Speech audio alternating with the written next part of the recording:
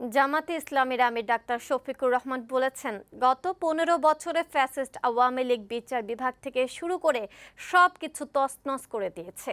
ছাত্র জনতার অভ্যুত্থানের পরও পতিত সরকার প্রতিনিয়ত ষড়যন্ত্র করে যাচ্ছে। সোমবার সন্ধ্যায় রংপুরের পাগলাপীর বাজারে পথসভায় তিনি এসব কথা বলেন।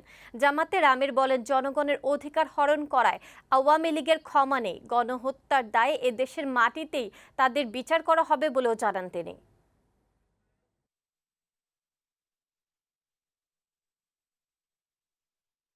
26 লক্ষ কোটি টাকা বাংলাদেশের যারা চুরি করেছ, তোমরা তৈরি থাকো, তোমাদেরকে তোমাদের পরিণতি আছে। এই অপরাধের জন্য ক্ষমা করে দেওয়ার অধিকার কারোই নাই, প্রেসিডেন্টেরও নাই, প্রধান উপদেষ্টার নাই, উপদেষ্টা মণ্ডলীর নাই, বিচার বিভাগের নাই।